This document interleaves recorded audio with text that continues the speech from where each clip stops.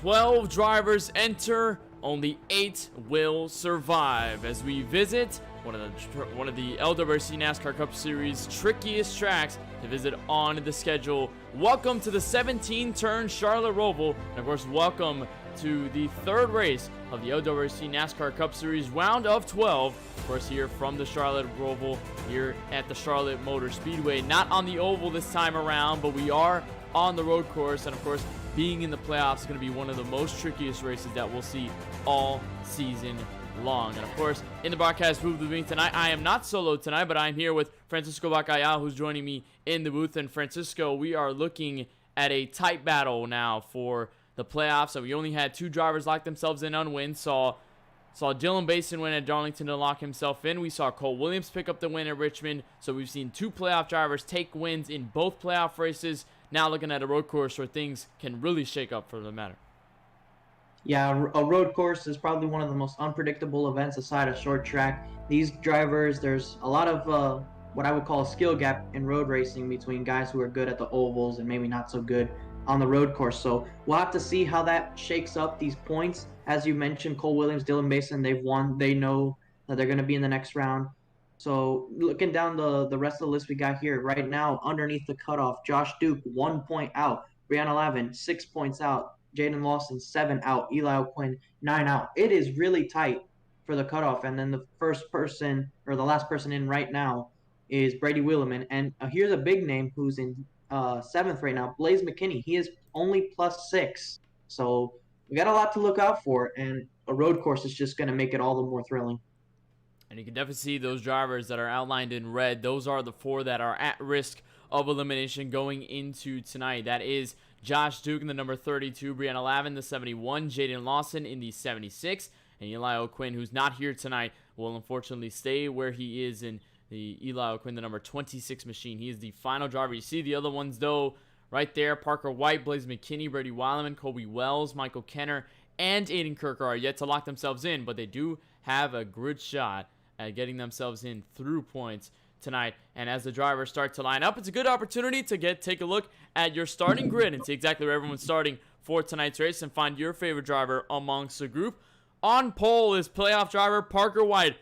We'll start with a 118.228. He lines up on the pole in that number 95 Toyota Camry. Right alongside him, fellow playoff driver who's looking to stay in the playoffs, Brady Weileman in the 51 starts tonight from second.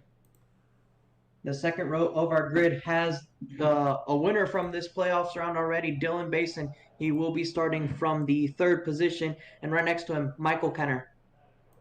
Right, row number 3, Aiden Kirker in the 39 will line up in the top 5. And right alongside him and starting in 6th, Shane DiMantova back into LWRC action. He starts with a 121.306 on row number 3.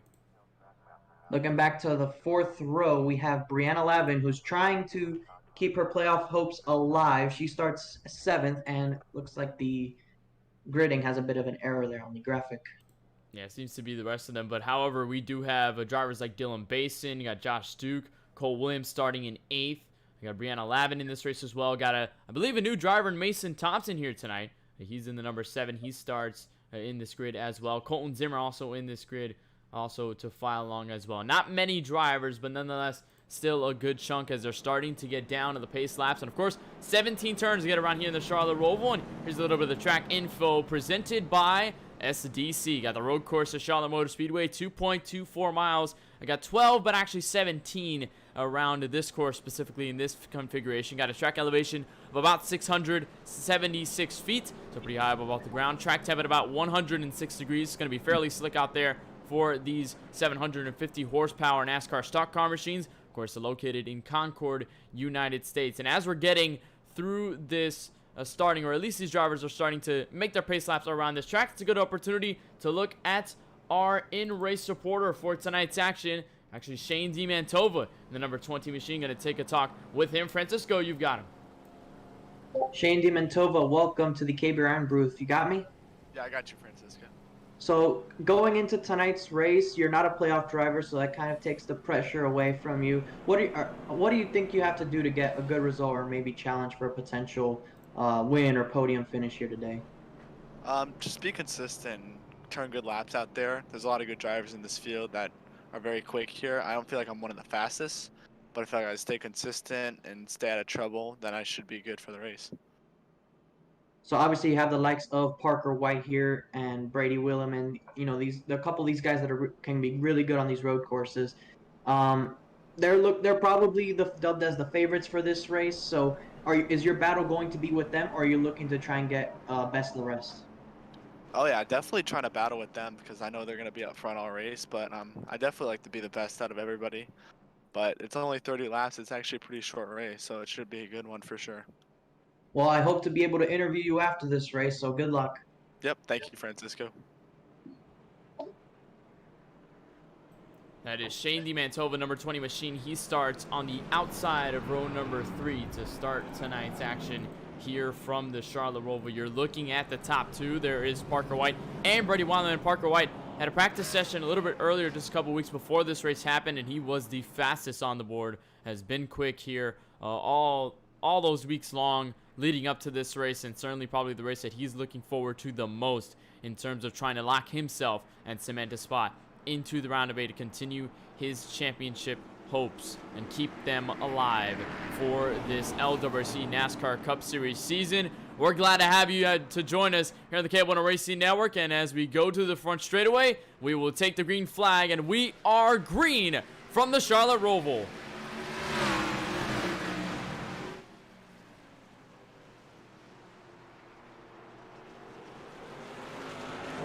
Pretty clean getaway for most of these guys for the first part. You see right there, Brady Wheelman under attack for that second place spot, but I think he's able to hold off. They're still side by side through this middle part, and he might just get past right around the outside here. They're side by side still through this middle section. Parker White, a great start. He's well ahead.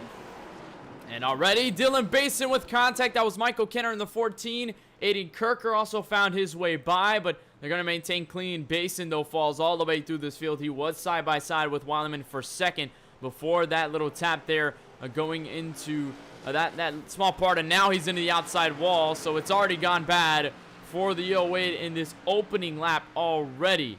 Oh man, hard contact. Fortunately, it won't be too much as this track is not entirely aero dependent on these race cars, and it's not necessarily too bad if you get some damage along your bumper. Meanwhile, Parker White has shot out to about a couple seconds lead over Brady Wildman. Now he's cleared himself as well. Aiden Kirker, though, fighting for third, has got a small 3-car pack with Shane DiMantova. Michael Kenner also in this as well. Remember, no yellows for this race tonight. If we do have any sort of spin, any sort of contact, anybody going around the racetrack, they will be constituted as local yellows, so no actual full course yellows unless there is a track pileup or if it's very dangerous or maybe a huge crash that's in the middle of the racing line that could be dangerous to all the other drivers on track.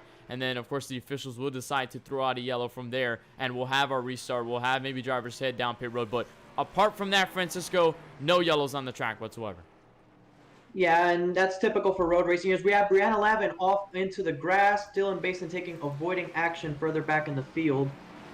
She's able to hang on to that car. But yeah, we've seen it's a chaotic start. It was a clean getaway initially, but then we saw Dylan Basin getting turned. He was able to save that car, and then he got into the wall and nearly lost. The first straight, we got one around here. Colin Zimmer's around. Mason Thompson also has damage. Basin is around on the exit to the NASCAR oval section. That's the exit of the infield road course. And now a yellow has been thrown out by the officials. So as soon as I mentioned that, a yellow flag does come out. Basin with significant damage to his race car. We're going to take a replay. I believe this started earlier, though, with Colin Zimmer, before we even had any situation with Dylan Basin on that end. This is a look from Dylan Basin. This is a little bit further back, and you see him. There's Colin Zimmer. He's on the racetrack. You see him go around, and he hits the wall, gets contact with Basin. Basin goes into the outside wall, and then collects Mason Thompson there as well. Had a look from the overhead. You see Colin Zimmer get loose there. Basin with some contact, and as soon as he's trying to recuperate himself, he goes into the outside wall. Mason Thompson just barely gets in late. He's able to walk away, but Basin, though, with the worst out of all of those cars, with the damage. And in those first 2 or so laps, it's already been horrendous for that 08 machine. And one of the playoff drivers, although, fortunate thing, he is locked in, so at least this won't affect him too heavily. Yeah, you just mentioned playoff drivers. I just want to name a couple of people who aren't in this race that are below the cutoff. So Eli O'Quinn and Jaden Lawson, they're not here, so they will be eliminated for this from these playoffs. Yeah, Eli Quinn could not make it. Jaden Lawson also could not make it himself. So they will stay where they're at in terms of the playoff positioning. And they were at risk of elimination exiting Richmond. They will be eliminated at the conclusion of today's event. It's still fairly afternoon, about 3:35 p.m. on the East Coast here, where we're covering. But first yellow of the evening. First time I see a yellow on a road course. I'd never really seen this before on iRacing in terms of the leagues themselves. I've never really seen a yellow flag come out in terms of, especially when it comes to tracks like these, Charlotte Roval, Daytona Roval. Oh, well, we did see on the Daytona road course, Francisco, I know we covered TRL together, where there were yellows, but they were only really for stages, or at least stage cautions. Wasn't really any sort of contention there in terms of yellow flags everywhere else when everyone else got into incidents, or anyone else did. So first time we see yellow here tonight, or in this race, at least. Very, very interesting as Parker White continues to lead this race. Just a reminder that if you want to join the conversation up in the KBRN booth, you can do so using hashtag AskKBRN, and you can ask any question you like to us up in the booth, of course, within appropriate reason. Just put your question followed by that hashtag AskKBRN. You can ask any question you like. And if you're looking right now at the playoff drivers, and we've been talking about it at the top of the broadcast, Francisco, and just a reminder for the ones viewing on YouTube, or at least on the stream down on YouTube, if you want to take a look and recognize the drivers that are in the playoffs for the LWRC NASCAR Cup Series, you could just look at their banners and their spoilers. They're outlined in orange. You see the banner there just fading to white on each side. That's the indication with the LWRC logo in the middle, and the orange spoiler in the back. That's your indicator to make sure that those drivers are the playoff drivers. Of course, we do not have any indicators on the ticker itself, but if you want to look for them out on the racetrack, those orange banners and orange spoilers will definitely help you out to identify which drivers are in contention for the championship, as Parker White leads everyone down pit road.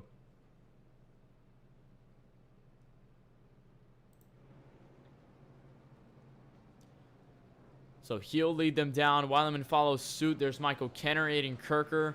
You got the rest of the field further behind, getting their damage fixed, especially Dylan Basin got his faster pair, as Parker White is first off of pit road, so he will lead them back to the green flag. Weileman Kirker, though, second and third off pit road. I believe there has been yet to be a fight behind them, but seems to be two drivers to stay out. So D. Mantova and Brianna Lavin will be the first two to start this race, or be on the restart, as Parker White will start from third.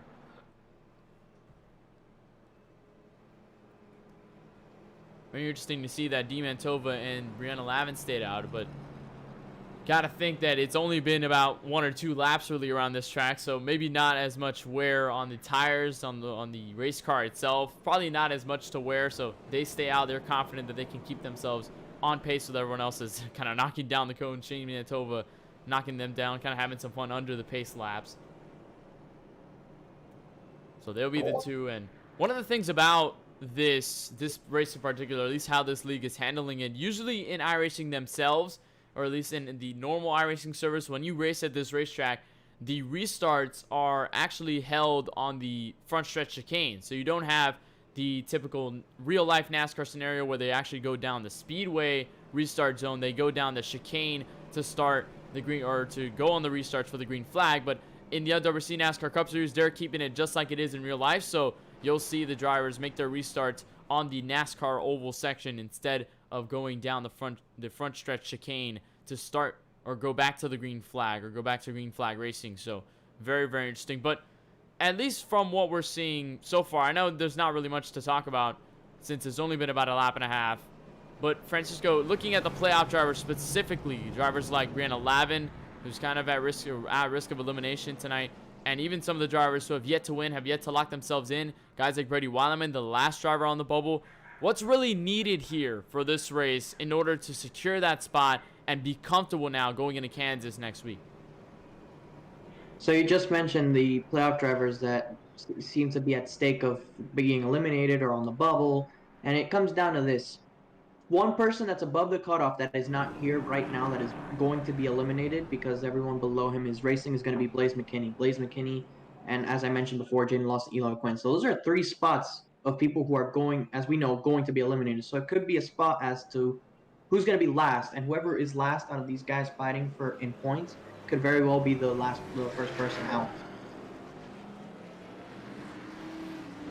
And Josh Duke is also one of those drivers who's at risk of elimination. He is racing tonight, so at least he can pounce on some of the points that Blaze McKinney might lose from not being here. Colby Wells is also not in this race tonight, so he will lose points as a fact of when we conclude this race at the checkered flag. So he's not here tonight, although he might have enough points to have a cushion at least for Kansas. We'll just have to see when the points get shuffled out at the end of this race. But our first yellow, lap number 2, will go back under the green at the start of lap number 6. Conclusion of lap number 5, it'll be Shane DiMantova at the front of this field. Brianna Lavin starting into second. Those two did stay out, so they did not make their way down pit road. And you see Parker White, Brady Weileman, they start the trio, or not the trio, the group of drivers that did go down pit road. Practically everyone else behind Parker White and Brady Weileman did go down pit road. So they have fresh rubber, they have their damage fixed. If they did have, Dylan Basin did get his fast repair, so he has a clean race car out. So we'll just have to see how this shakes out itself. I don't think it'll be too drastic in terms of the changes between the fresh tires and these drivers who stayed out that haven't really worn their tires as much on the racetrack, but we'll just have to see how this works.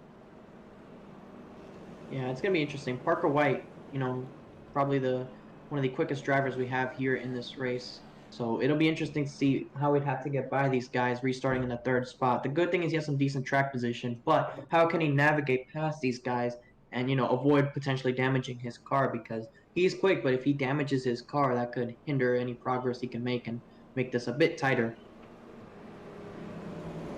That could be it. And really with this track, it is tough to maneuver. It's every single little turn, every little bump there. There's so many challenges at this track compared to what you might see at the other NASCAR road courses such as Sonoma or Watkins Glen. You see it more at the tracks like these where it's an oval mixed with a road course, so it's kind of odd really to handle this track as opposed to handling the road courses that are kind of meant to be just road courses and only road courses rather than the ones that can serve both purposes. We did see the Daytona road course. If you did watch the TRL race in the Daytona road course on this very network, KBueno Racing Network, you saw how different it was compared to, let's say, if you watched LWRC at Sonoma, which was which is the permanent road course. Aiden Kirker took that win with Cole Williams right behind. So we'll just have to see now what happens on this restart. It'll be Shane DiMantova, Brianna Lavin, Parker White, Brady Weileman into row number 2. They go down the front straightaway and we'll take the green flag,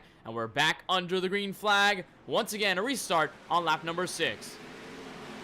You see Brianna Lavin did not get a good restart whatsoever. Parker White already up to 2nd. She's under attack for that 3rd spot. She's down to 4th already by the time they get to turn 1, and there's already Brady Weileman and more hungry people trying to get by her. Parker White making a move for the race lead here on Shane DiMantova. A little bit of contact, but he will take the lead away from Shane DiMantova in this middle section. Here comes Aiden Kirker now to the right side, into the inside for this curtain. He's going to get past Shane DiMantova for the 2nd spot. So move Parker White and Aiden Kirker to the top 2 spots now.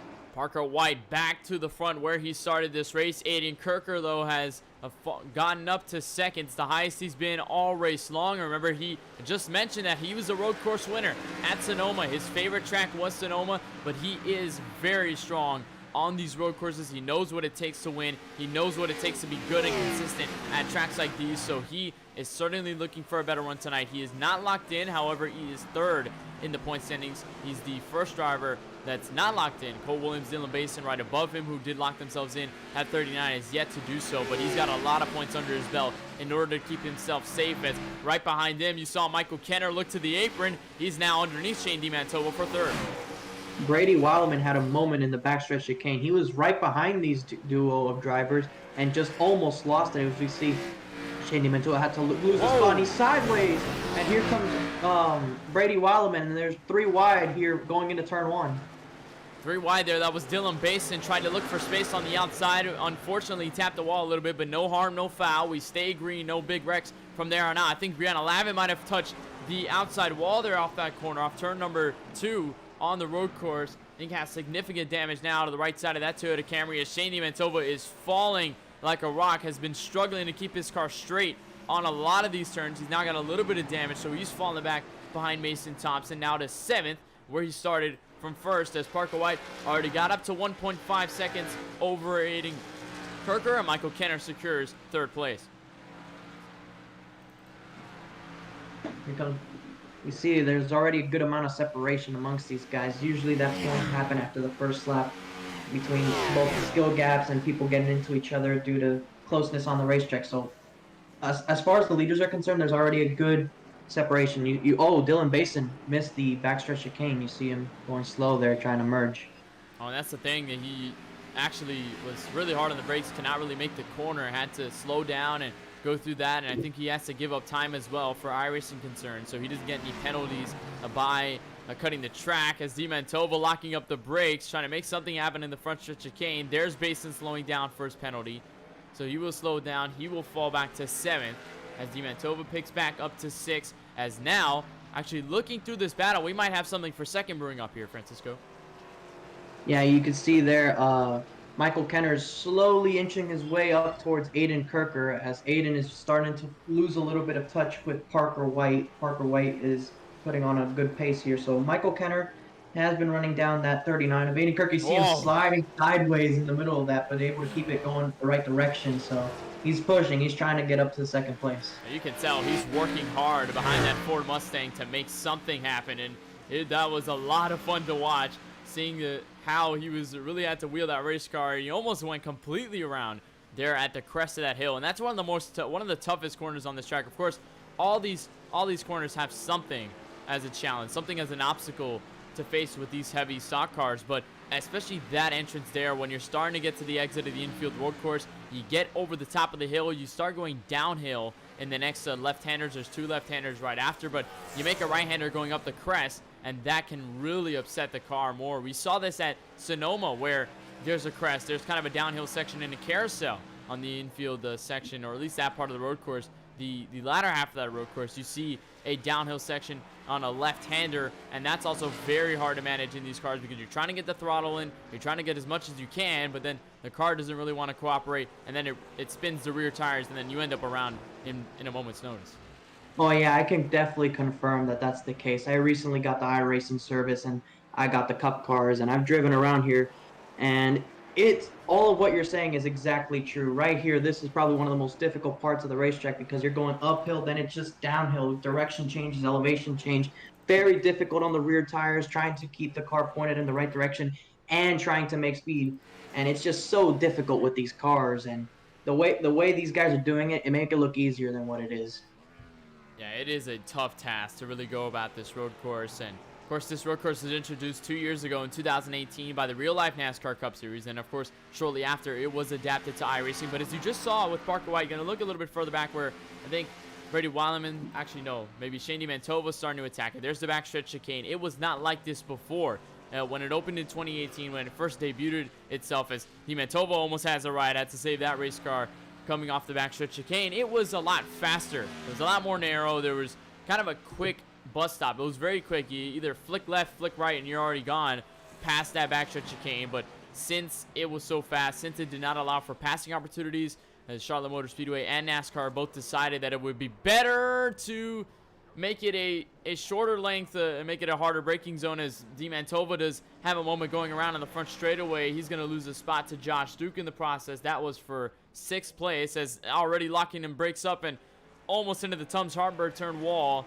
Well, he is not having a good race tonight, as Parker White now just about 3.6 seconds over Aiden Kirker for second. Yeah, Michael Kenner is within about 0.6 of a second of Aiden Kirker. This battle's continuing to brew up. They're both losing time to Parker White. However, they're not that drastically slow, so they're staying within contention at the moment.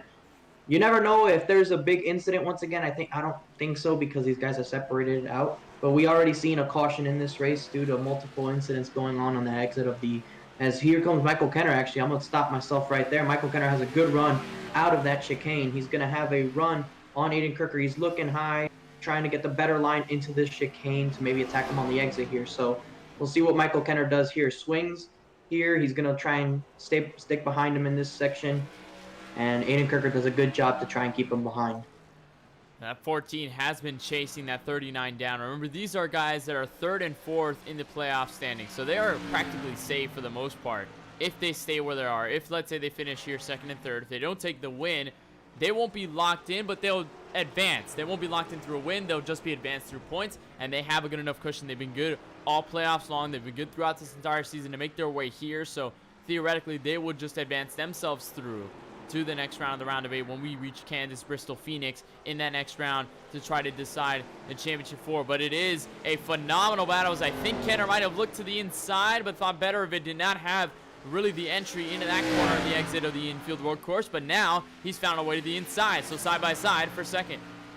Yeah, we'll have to see who's going to let off here, because they're going to side by side entering this backstretch chicane. So who gives way? And it looks as though Aiden Kirker's going to let him go in, try and back off and make an attack here on exit. You see Kenner sideways through there, almost into the wall there that sticks out, but he will take over the second position from Aiden Kirker. That was a textbook pass, did everything right, found that positioning, set himself up, and now he's up to second. That 14 now going to try and take down, or at least try to catch up or pick back up from that 4.5 second gap all the way up to Parker White, who has undoubtedly been the fastest car so far tonight. And he has been on all cylinders, just practically just making himself one of the best of the field. And remember, he's a little bit further down the standings, so you would probably need him win more than really anyone else, apart from, I'd say, obviously Josh Duke, Brianna Lavin, who are at risk of elimination. But if you're not counting those drivers specifically, Parker White is one of those drivers who really much needs a win. He had, I think, 3 wins already to his season. Got one at Kansas. I got one at, not Kansas, actually got one at Charlotte. Got one at Chicagoland. He dominated Richmond last week before ultimately falling on the pit strategy from Cole Williams and Aiden Kirker, who reached up to first, second. He ended up taking 3rd, but definitely with this win, it could set the momentum straight for what will happen at Kansas, Bristol, Phoenix. Remember, he was a championship driver on the iRacing Bunch of Lawn Care Series, which we broadcasted here on the KBueno Racing Network, so he knows a thing or two about making that championship run. He knows a thing about going through these playoffs, trying to be consistent each and every time through. So Parker White trying to hit on all cylinders. You're going to look further back. That was 3rd. Brady Wildman, though, has caught up to this group significantly. You're not sure whether Aiden Kirker starting to fall off just a little bit, but although those two were battling, I think Brady found a couple of tenths to pick up, and now he might be within this group within the next couple of laps. Yeah, these 3 are running pretty similar times. Michael Kenner now up to second, not making inroads on Parker White. You know, Parker White's just on another level right now. But Braden Weilman lost a bit of touch on the restart to these 2, but he's able to try and kind of conserve his tires and run some consistent lap times. And here he is catching up to Aiden Kirker, as we saw Kenner go a little bit wide there on the entry to this second turn 4 right here. We'll have to see. This probably will be the battle of the race right here, these 3. That could be this trio to be watching for the most. He's already caught up significantly. You said they were running similar lap times, and that's correct. The last time, Kenner did a 122.372. Kirker did a 122.4, and Brady Wildman was the fastest out of the 3 at a 122.2. So they are relatively close together in terms of their lap times. Obviously, Parker White setting a 121.5, so he's way faster than them right now in terms of the tire fall off, but they are all relatively still together, as 51 might have dove in that a little bit late. He did find some room, but now Aiden Kirker's around. Ooh. On the backstretch chicane. He's going to try to whip it around, but he was already losing time to that 51, and this now tops it off as he's around on the exit of the backstretch chicane, trying to put the gas in, and he'll fall now to 4th as Weileman will have to try and catch up to Kenner. He did tag the wall just a little bit, so now he'll try to catch up, I believe, about 3 seconds to that 14. There's Mason Thompson now sitting 5th. And Josh Duke now up to 6th. Brianna Lavin to 7th. Shane Mantoba, though, is falling back to 8th as Parker White's now about to lap him. You have to wonder if the spin by Aiden Kirker was due to the pressure of that 51 making a harsh attack. Even though he never got to his bumper, you have to wonder, maybe Aiden was looking in the mirror, saw that the 51 made a huge gain, and tried to get back into the gas just that little bit sooner, and unfortunately around he went. So you have to wonder, maybe that was the pressure of trying to keep that 51 behind him. Yeah, could have been. You know, there are a lot of mind games going on in racing. You always have, especially these road courses, drivers that have later braking entries, maybe a little bit earlier. A lot of drivers drive this track differently than others. So you have different styles being set to play at a track like this. And you see now, as I think Parker White might have had damage to the left front or the right front. I'm not sure whether he picked that up from contact with the wall, but he does have damage there to that 95. But as I was saying about that, you're looking at drivers that are putting pressure on each other, drivers that are trying to eagerly go for position, drivers that have different types of styles in terms of entering and exiting the corners, how efficient they could be there. So maybe the 39 was just trying to get to the gas as quickly as he can to try and skimp away from that number 51, and in turn put a little bit too much, spun the rear tires, went around, but he does have no damage on that race car. He did not hit the wall or anything, so he will be continuing his stretch. He's currently sitting 4th. I don't think he's yet to really catch up, as Shani Mantova just went around right in front of Parker White. That was the race leader right there that he just went around, but gee, wow, that was very close, as Mantova is just struggling right now, as he, I believe, just exited the track as he went to the inside wall there. Oh my goodness. Yeah, the damage on Parker White's car is costing him a lot of time. I've been looking at the intervals between him and Michael Kenner. Michael Kenner's been making huge gains on Parker White, and so is Brady Wildman. So the damage on Parker White is inhibiting him. So we're seeing these two starting to catch up to the race leader as we're about to complete halfway into this race. So it's not over. It's definitely not over, but we are halfway through this race, so it's a good time to look at your KBRN race summary presented by Supermix. Of course, your leader right now is Parker White. We've completed 14 laps in this race, got 16 laps to go. We've only had 2 lead changes for the lead. That was Shani Mantova, Parker White when they traded hands for the race lead, and we've only had 1 caution for 2 laps. That was a caution on lap number 2 for that incident with Dylan Basin, Mason Thompson, and Colton Zimmer. But right now, you're looking at your race leader, and so far, he's had a phenomenal race, has dominated all race long, and has been the strongest driver to be on the Roval so far in today's race. He's been strong through these playoffs. He's currently sitting in a position to put himself into the round of 8. So far, got about a 4-second gap over Michael Kenner, so trying to hold on for the most part. Francisco. Yeah, looking back at second, Michael Kenner, I don't remember exactly where he restarted that last restart, but he definitely made some ground up. There was people who stayed out on old tires. He was able to get past those guys, and right now running second, partially he was able to get past Aiden Kirker, and Aiden Kirker was later spin. So right now, Michael Kenner running in a second position, trying to catch the 95 of Parker White, who has damage. So Michael Kenner, a solid race. Right now maintaining with the leaders. So we'll have to see if it'll come down to tires or any sort of mistakes that may happen between him or White, and maybe we'll have a race for the win. Oh, as he misses the chicane. Just missed the chicane. You have to slow down and give up the time for that penalty. But as he's losing time, he is losing time now to Brady Wildman, who started second in this race, started the outside of row 1, has been strong, was second before that caution where he kind of fell back through the field, had to carve his way back through, already got by to third. So now he's looking at a podium spot, possibly at a shot for the win if he can catch up to Parker White within the next laps, or if we do have a yellow down the road. So he's already trying to get up to Michael Kenner. He's had a very strong run. He is a driver on the bubble for the playoffs. He's right above that cutoff line. So this race specifically with some of the drivers who are not here tonight, or at least in this race, he'll have a huge gain now going to the round of 8 and could have his spot there once we go to Kansas next week.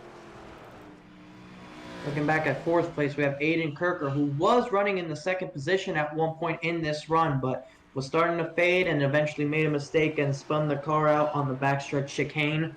Right now, he's settled in the 4th spot. He's well a ways ahead of the 5th place car, I believe, of Mason Thompson. But he's still a far way behind Brady Wildman in 3rd. So right now, he's just kind of in no man's land. He's nowhere near anybody. So right now, he's just trying to run some laps, put decent lap times down, and just hope that he can get the best result he can and run these laps down until the finish of the race, because I don't think he's going to be racing anybody for a good bit. First race for Mason Thompson in the LWRC NASCAR Cup Series has been solid. Certainly sitting right now in 5th, started in 11th, so he's gained a good amount of spots since the drop of the green flag, and he has maintained himself so far. He's done a well job. He hasn't really had too many battles on this racetrack, but he did get a bit of damage from that incident with Dylan Basin. He got that fixed on pit road, so now he's got a clean race car. Now he's just kind of running his race, kind of hitting his marks, doing the best he can and maintain where he's at. And should this stay green, he could walk away with a top 5 in his first start. Certainly something not to complain about for that 7 machine today. 6th place, Josh Duke. He's in that playoff battle that we were talking about. Entered this race 1 point behind Brady Wildman. Brady Wildman, as we mentioned, is in the third position. Though the good thing for Josh Duke is that the people he's racing against, Blaze McKinney, not here. Brianna Lavin having is right behind him, I believe. So he's right now in a net gain to pass both, to actually pass Blaze McKinney, which would put him inside the cutoff. So right now it'll come down to him or Brianna Lavin, and right now I believe they're next to each other on the racetrack. 5 points separate them, so Lavin will need a little bit of luck to be able to catch up to Josh Duke. But Josh Duke has had I won't say a great race, but he's done what he's had to do, and he's trying his best to advance to the next round.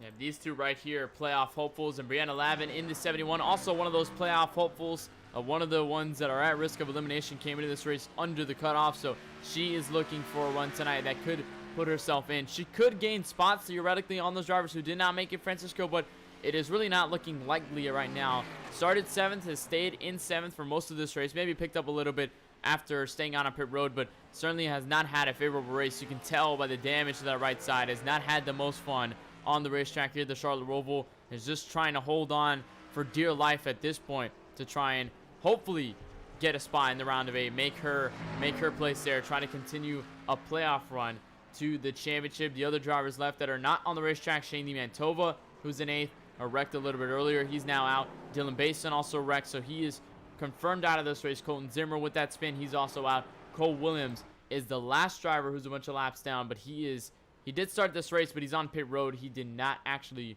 really start this race, so he has not been on the racetrack whatsoever. He's been on pit road since the drop of the green flag. So that's your race summary presented by Supermix and your mid-race support throughout. Parker White continues to lead this race. He's now grown the gap to 6.8 seconds as Weileman actually had a mistake. He actually had some damage there.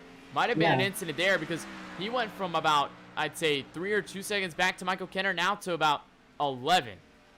Yeah, I was going to bring that up. I noticed that he was really far back, so I went back to try and see what happened. It actually happened on the backstretch chicane. He went in a little bit too deep, and the back came around, and he just nosed in to that inside wall on the backstretch chicane, and that's where he got the damage and lost all that time in. Well, you see Michael Kenner just made his way down pit road. Not sure whether this could be the fuel run or at least a situation there to go down pit road, but with 10 laps to go, Kenner is down pit road. Brady Weileman will stay out. I don't think anyone went down pit road apart from Michael Kenner, so I'm not sure what this call might be for the 14. It certainly might be interesting as he's the only one to enter. We'll see what that is, because I don't know exactly if these guys are good on fuel from the moment they started. I'm not exactly sure how what the wear and tear on this is. So depending on how it is, we'll see. He's in the middle. Okay, he was between stalls there for a second, but Michael Kenner may be trying something different, pitting, maybe trying to see if he can use tires to gain some time on Parker White and pressure him into having to pit or anybody else. So we'll have to see how that works out. Probably wanted to be in a bit of cleaner racetrack. You never know. So Michael Kenner with an interesting call here to come down pit road, take on tires, and he's going to go back out and be quicker than everyone else. I'm not sure whether that call might be worth it if he's just deciding. But actually, no, this is part of the pit strategy. Parker White is now down pit road, so Kenner might be looking for an undercut to take the race lead as White goes down pit road. We might see Weileman follow suit as well.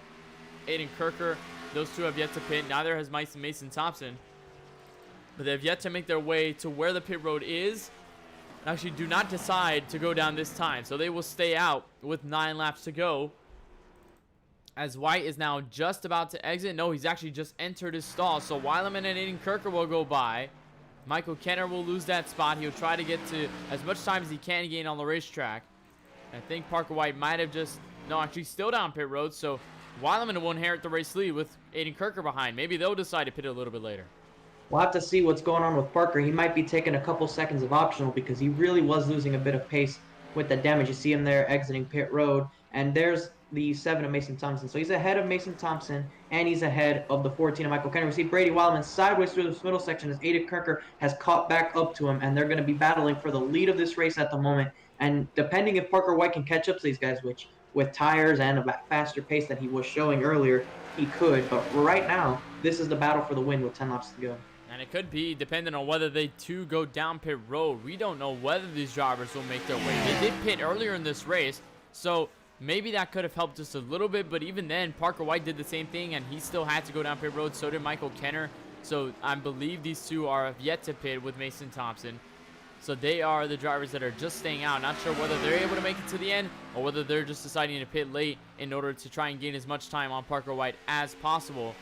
As this is the look off the NASCAR Oval 4, and it doesn't seem they'll go down pit road this time, so they'll be staying out. But look who's right behind in the camera shot, Parker White. He's got fresher tires, so he's going to be storming through this field a little bit soon when he catches up to these guys.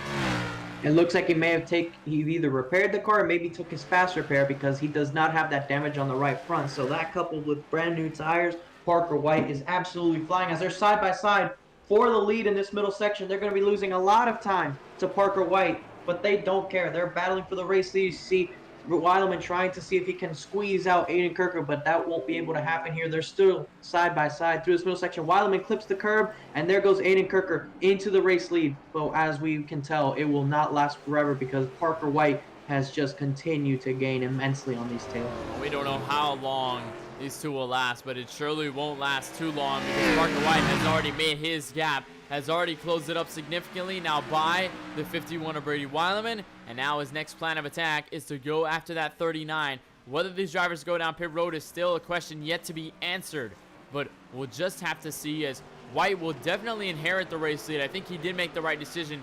Kenner with that undercut maybe could get by the top two as he got by Mason Thompson, but I'm not sure whether he does have enough time, as now Parker White back to the race lead over Aiden Kirker.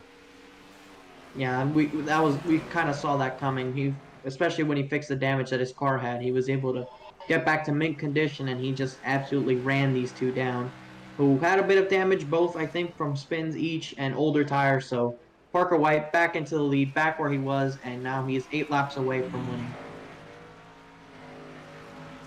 All right, we've only visited one road course this season so far. That was at Sonoma. Aiden Kirker was your winner. We have yet to visit a road course since. This is the first time we will visit a road course, and the last time we do, going through the rest of these playoffs. We'll only have ovals from here on out, all the way to the Championship 4 race at Homestead. So this is that last opportunity for drivers like Parker White, who are good at these tracks, and like Aiden Kirker, who's good at these road courses, to make something like this work. But Parker White, with that strategy, has made it all happen so far. He's executed perfectly.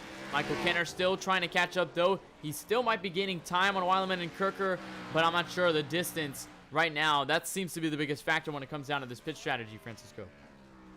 Yeah, that coupled with the fact that Parker White, with the repaired from damages, I can't talk. He was able to go much faster now, so you're starting to see that pace difference between himself and Michael Kenner. That was probably existent at the start of the race, but the damage definitely was able to allow Michael Kenner to stay closer, and I think he was probably assuming that that pace was going to stay the same, but ultimately with a fixing of the car, it was going to unleash that 95 once again. 6 laps to go for Parker White to take, I believe, his 4th win in the LWRC NASCAR Cup Series, to take one at this road course and lock himself finally into the round of 8, which starts at Kansas next week. And we'll take another look at that playoff schedule. This is so far what it looked like before this race. Parker White there right below Kobe Wells, Michael Kenner, and Aiden Kirker respectively. With this win, he'll be 3rd in the round of 8 standings. Going into Kansas, we'll have Kansas, Phoenix, and Bristol. Those 3 races in the round of 8. So 2 of those being short tracks, really, unless you count Phoenix as kind of an intermediate short track, a little bit longer than Bristol, or let's say tracks like Martinsville, or shorter tracks like Richmond that we saw just about 2 weeks ago. And then Homestead will cap off the championship, and we'll have a champion decided there. That's still a couple of weeks before we get to that yet, but certainly a topic of conversation when you even look at tracks like the short tracks where Parker White has been so good. Richmond, he dominated. He just did not execute that win. Tracks like, Charlotte, even then at the Oval, those 1.5 milers, he's been strong. Tracks like Phoenix, he's been strong himself. In the Budget Lawn Care Series, he was in contention for the championship. He just had a situation happen where he got tagged by another driver, which sent him kind of out of that race. But still, just outside factors that really limit 95 from picking up wins. But with this now, he's all clear. He's 5 seconds ahead of Aiden Kirker, now 9 at the line, and he's definitely looking for that win. Just going to coast and then go on a Sunday cruise to the victory. Yeah, he's anything but cruising, as you see the back end stepping out.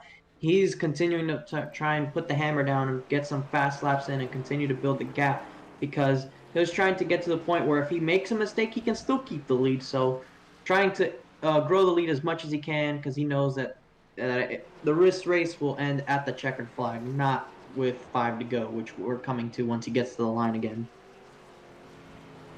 That seems to be a topic I don't think we really talked about, Francisco. Mistakes at a track like this. Either mistakes can do a lot. You see drivers getting loose. You saw what happened to Colton Zimmer early in this race, what happened to Dylan Basin, what happened to Brianna Lavin.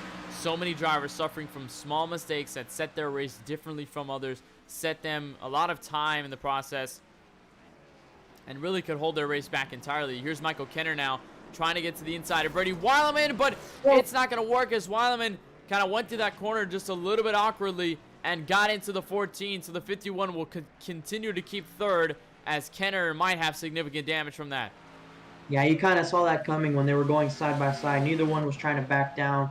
Brady Weileman was trying to go around the outside, trying to stick it in there, and unfortunately for him at least, it was just not going to work. You hate to see that. Unfortunate circumstances on both of them, because Weileman lost time and around went Michael Kenner. So I don't know what to say there. It was racing. You can't really do anything about that, but you know, you like to see these guys being aggressive. So Kenner now stays in fourth. He's going to have to hit the reset button, try again to get by Brady Weileman, but I'm not sure even then with the tires that he has. There's Josh Duke, though, sitting sixth. He now just went a lap down. I'm not sure whether something might have happened. He, I believe, just went to the apron to get out of the way of that 95 to make sure there was no kind of conflict there. He's kind of in that chase with the 71, but they've actually closed the gap within each other. That 71 was way far behind that 32, but even on this pit strategy with 5 laps to go, she has an opportunity now to get by and take a spot away. Yeah, and we have to remember, this could be, depending how the points add up and how the results stand out with 5 laps to go, this could be that final spot for the championship in the playoffs, at least, I mean. So if Brianna Lavin can get past Josh Duke, that gives her a better chance of potentially making that next round once the points are said and done. So we'll have to keep an eye out on that. But going back to the incident that happened with Brady Weileman and Michael Kenner, I'm looking at it right now. Michael Kenner made an aggressive move to the inside at the backstretch chicane, and Weileman tried to give him enough room, and in doing so, he went too wide and got into that the curbing on the other side, and it turned him. Here's an extra look at this replay. This is a couple of laps ago with Kenner coming by to the inside. They looked, and then the 51 got into him, and 14 went around. The 51 goes by, and that's why they've maintained third, or why the 51 has maintained third so far. But actually not anymore, as now Kenner makes that pass. So finally got by around the 51. He'll take podium spot, and now is just going to try to run away with it for the moment. Try to get by Aiden Kirker, maybe even for second, but with 4 laps to go, almost coming to 3, White is extending to 18 seconds over Aiden Kirker. So it is all easy for that number 95 just to hold on, hit his marks with 3 laps to go, and take a checkered flag once again to lock himself into the next round. A bit of a cheese moment here. Cole Williams is out on the racetrack completing a couple laps right now. He'll be able to pass Colton Zimmer before the finish of this race, so good job there, Cole. Yeah, we're 3 laps away from the finish of this race.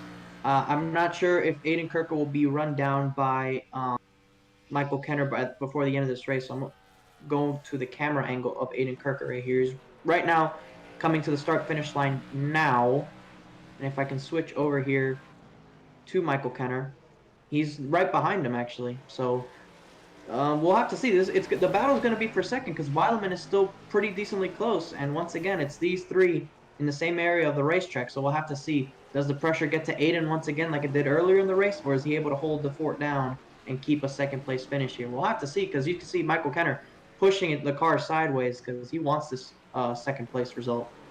And in just a matter of laps, that 39 started to see that Nova Sim Racing Ford Mustang in his rear view mirror. So now that 14 is just going to try to take over second. Hold on, I don't think he's got enough for the race leader since the gap is widely large, but he's definitely got that opportunity for second just to finish where he's at and have a good run. He picked up on the 39 in that infield road course, but kind of lost time on the exit there to the NASCAR 1 and 2 section. Now trying to get as much as he can through as Kirker makes a mistake. So the 14 will be by as he's also loose as well.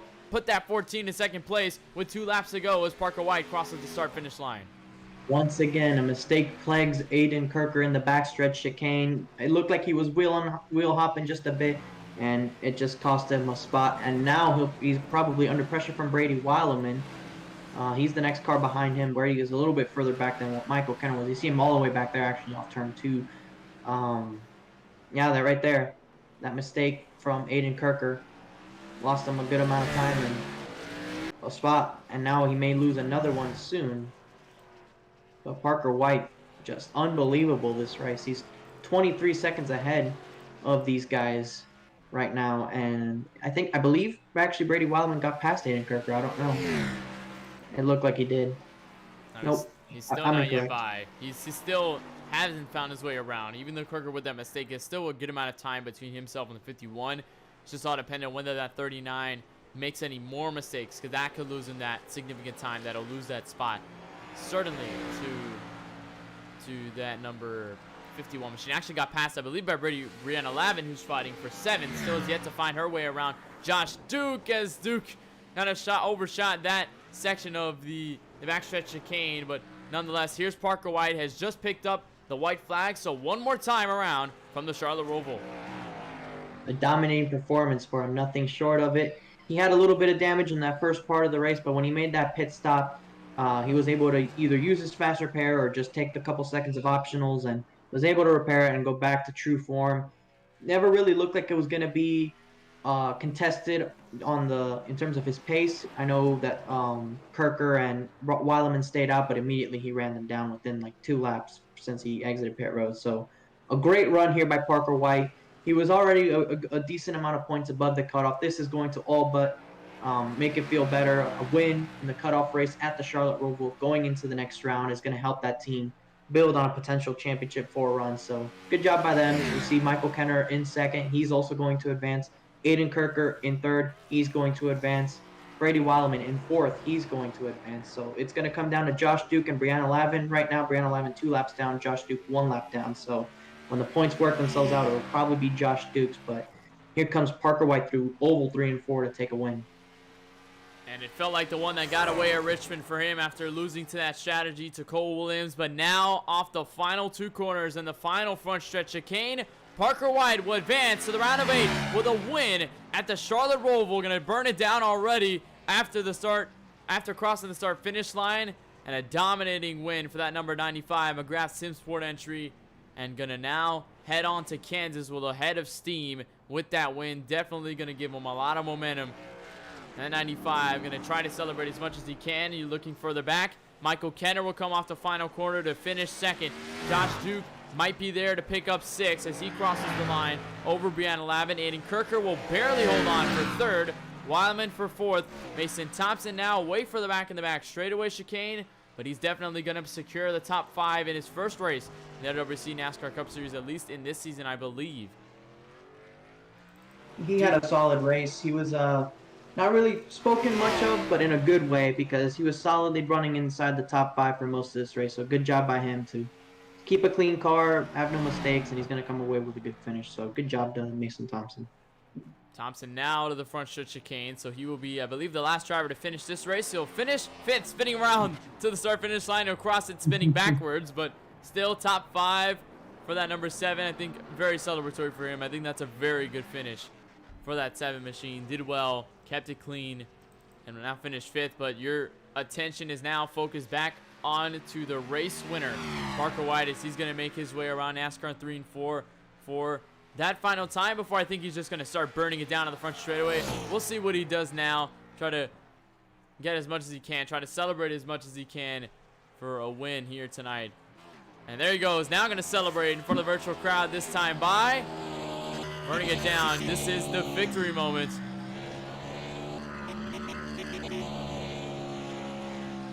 Outstanding race for that number 95 to do what he did all night long, or all afternoon long, to take this win tonight. And as he's burning it down, going to take a look at your race results, exactly where everyone finished. Of course, you're looking at the race winner, Parker White, taking a win here at the Charlotte Roval. First road course win of the season. but a win that'll definitely keep his championship hopes alive into the round of 8. Michael Kenner will finish second. Nathan Kirker and Brady Weileman third and fourth. All three of them getting good points to capture their spots into the round of 8 as well. Mason Thompson will come home with a top 5. He was 1 minute behind the race leader, but nonetheless holding on for top 5 position. And Josh Duke, the first driver, 1 lap down, 6th place. Brandon Lavin finishes 7th. Shane Diamantova 8th. Dylan Basin 9th. Cole Williams comes home from 10th. Colin Zimmer being the final driver in 11th. He'll be the final driver to finish off this grid here for tonight's event. When we come back, we'll have more coverage, and we'll have post-race coverage with KBRN post-race coverage brought to you by SDC, and we'll have all the interviews with the top 3, and of course your race winner, Parker White, here from the Charlotte Roval. And of course you're watching the LWRC NASCAR Cup Series playoffs from the Charlotte Roval right here on the KBueno Racing Network.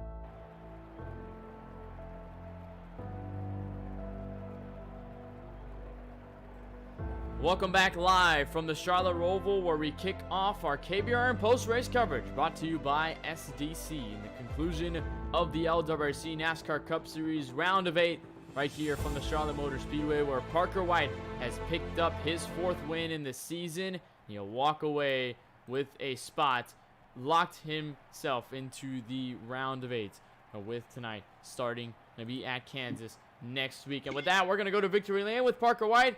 And Parker celebrating now here at the Charlotte Roval. What a dominating win for you in that 95. Had practically the favoritism all to your side and was a heavy favorite going into this race. You walk away with a win.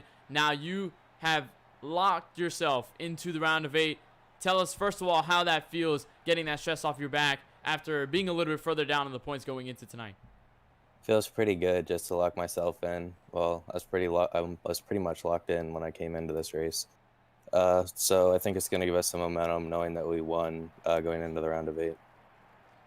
And then talk about this race just specifically, practically one of the best for you. You really didn't have any stress to worry about with any other drivers on the track. I know maybe Diamantova spinning in front of you was probably got your heart racing a little bit. But other than that, you had practically no stress. You got through that pit strategy perfectly, got by the 2 leaders. What was really going on behind the wheel of that race car, especially going through your mind in that final segment, thinking you just got to hold on and now keep this for a win?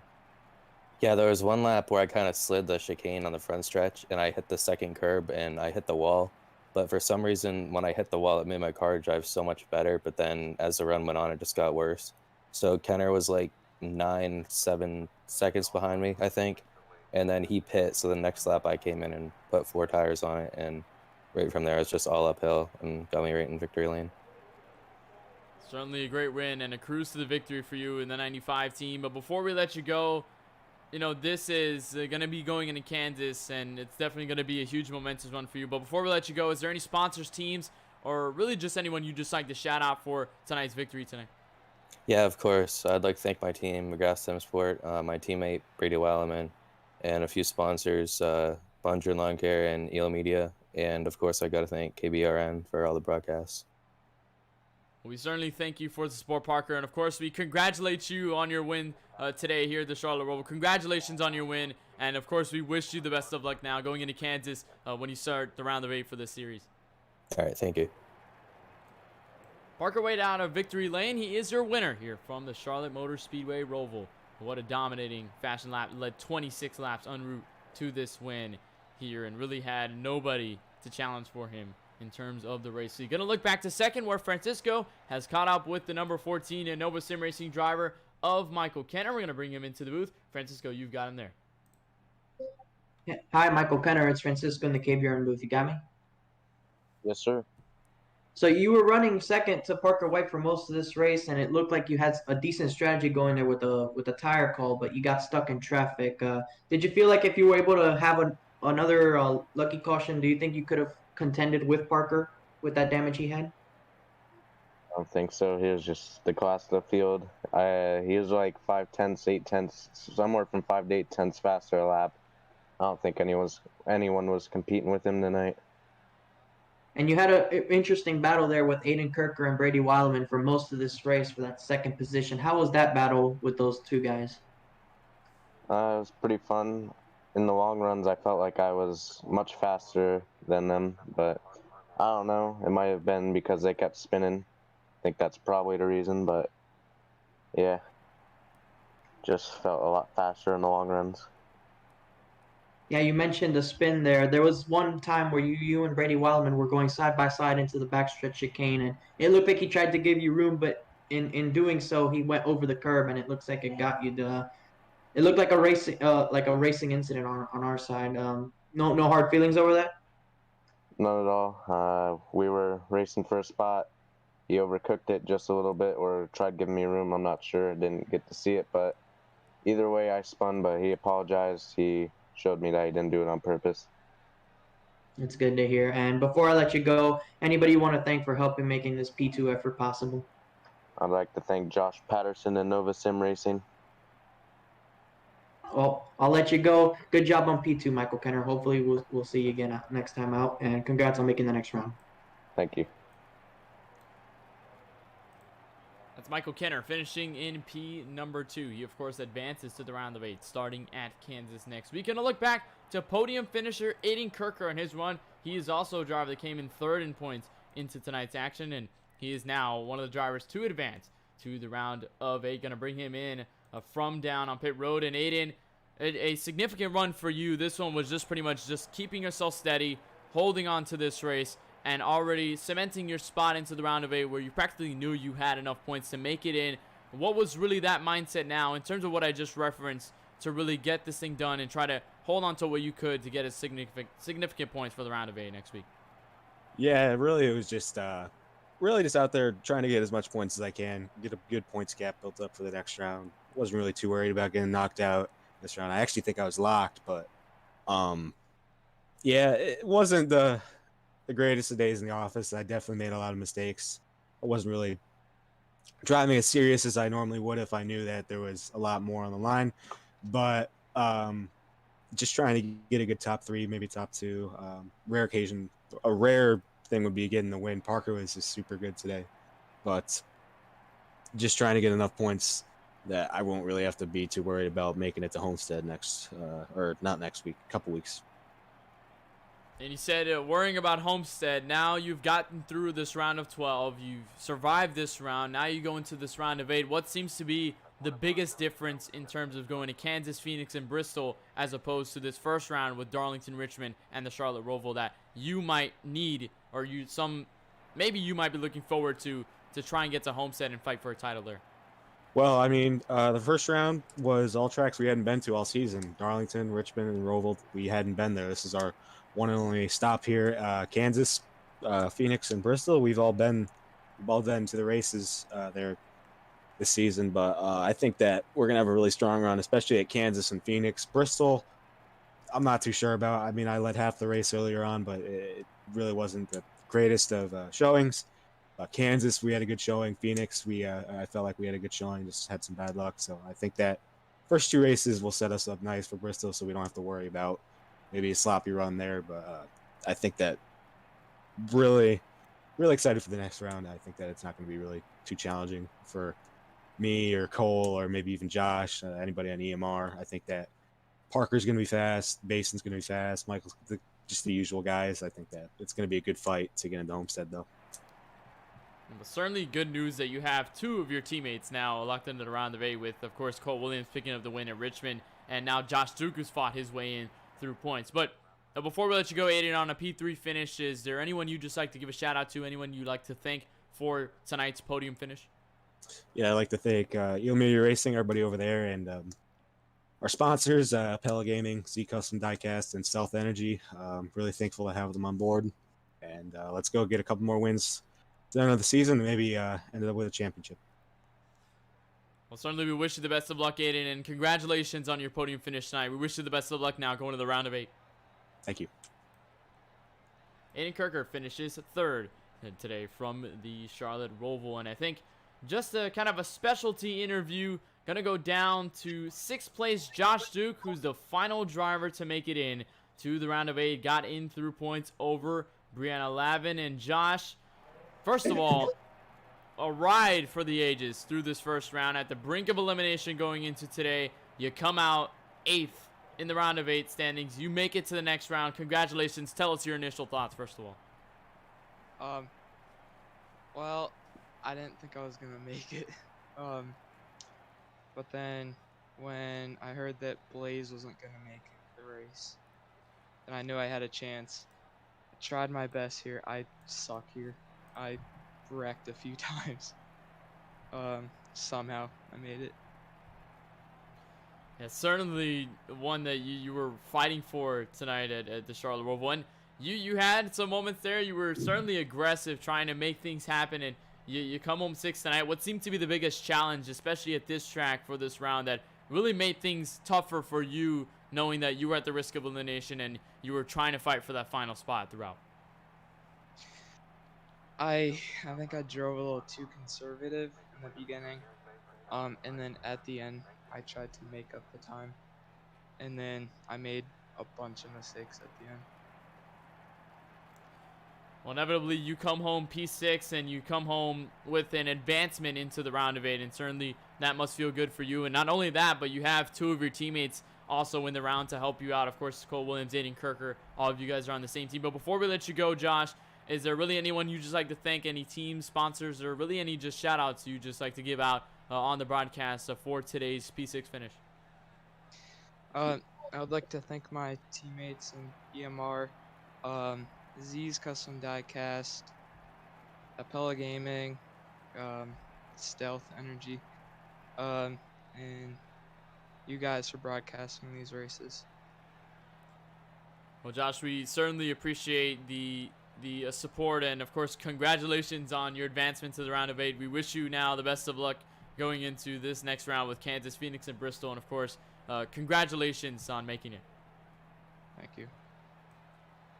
Josh Duke will finish 6th, but he will make it into the round of 8 going into Kansas next week. Going to look at the playoff grid, see exactly what it will look like, and this was what it looked like before we got to this race. Going into the Charlotte Roval after Richmond, it was Basin, Cole Williams who had locked themselves in through wins. Now the results are going to look like this. It'll be Cole Williams, Aiden Kirker, Parker White with that win today. Michael Kenner will be in the top 4. Dylan Basin 5th. Colby Wells 6th. Brady Wallerman 7th. And 8th, Josh Duke, who barely gets in through the point standings. Those will be the 8 going to fighting 3 races for Kansas, Phoenix, and Bristol. And of course, we'll look at the top 4 a little bit later when we get to those later races. Start looking at the cutoff once we start getting closer and inching to the championship 4 race at Homestead. Francisco actually had I believe he might have had some internet issues, maybe some connection issues, so he's not here right now. I was going to talk to him about the post race, but it is certainly going to be one of the biggest challenges for these drivers in the LWRC NASCAR Cup Series to make a run for the championship. Got so many competitive drivers, and drivers like Williams, Kirker, Kenner, Parker White, really anyone in this top 8 have a shot at that championship. They're going to make it happen at Phoenix next week. And of course, if you want to tune in to the LWRC NASCAR Cup Series playoffs and throughout until we get to Homestead, we'll have coverage here on the KBueno Racing Network and all of that here on this network. You can find all the races that we have previously broadcasted as well from Daytona all the way to here in the Charlotte Roval. So this will conclude our KBRN post-race coverage brought to you by SDC. And of course, we appreciate and thank each and every one of you for coming out to the show and watching the broadcast here tonight. Congratulations to Parker White, a winner here tonight at the Charlotte Roval, and for everyone in the LWRC NASCAR Cup Series, for Jaden Lawson for putting all this league together, and for all the officials that make things happen and set the rules out each and every week. And of course, for all of us here at the KBueno Racing Network, for myself, Kenneth Bueno, Charlie Baier, Francisco Bacallao, we'll see you next time once we go to Kansas, in America's heartland.